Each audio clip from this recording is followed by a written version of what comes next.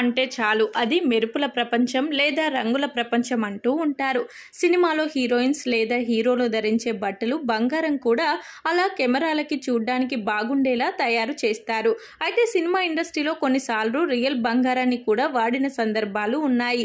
మామూలుగా ఇలాంటి అవసరం చరిత్రకు సంబంధించిన సినిమాలు తీసినప్పుడు మాత్రమే వస్తుంది.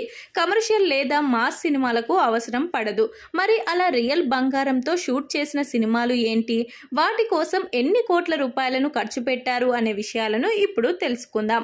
ముందుగా శాకుంతలం. సమంత ప్రధాన పాత్రలో నటించిన శాకుంతలం సినిమా ఆమె కెరియర్లో బిగ్గెస్ట్ హిట్ అవుతుందని అందరూ భావించినప్పటికీ అది దారుణ పరాజయాన్ని మూటగట్టుకుంది. అయితే ఈ సినిమా కోసం మాత్రం నిర్మాత మరియు దర్శకుడైన గుణశేఖర్ ఏకంగా 14 కోట్ల రూపాయలు ఖర్చు పెట్టి నిజమైన బంగారాన్ని తయారు చేయించారట. ఈ సినిమాలో సమంత ధరించిన ప్రతి నగ కూడా రియల్ బంగారమే. ఇక రుద్రమదేవి.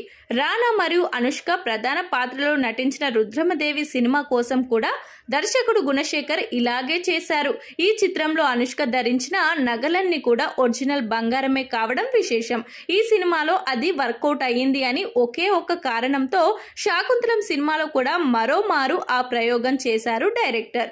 ఇక పొన్నియిన్ సెల్వన్.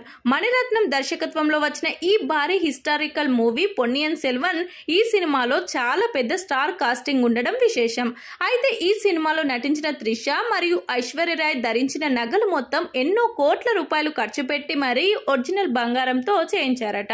ఇక హిందీ రామాయణం. ప్రస్తుతం రామాయణం ట్రెండింగ్ బాగా నడుస్తుంది. అందుకే హిందీలో 835 కోట్ల రూపాయలు ఖర్చు పెట్టి భారీగా ఒక రామాయణాన్ని తెరకెక్కిస్తున్నారు. ఇందులో రణబీర్ కపూర్ హీరోగా నటిస్తే సాయి పల్లవి సీతగా నటిస్తుంది. సీత పాత్రలో నటిస్తున్న సాయి పల్లవి కూడా పూర్తి స్థాయి బంగారు నగలనే ధరించబోతుంది.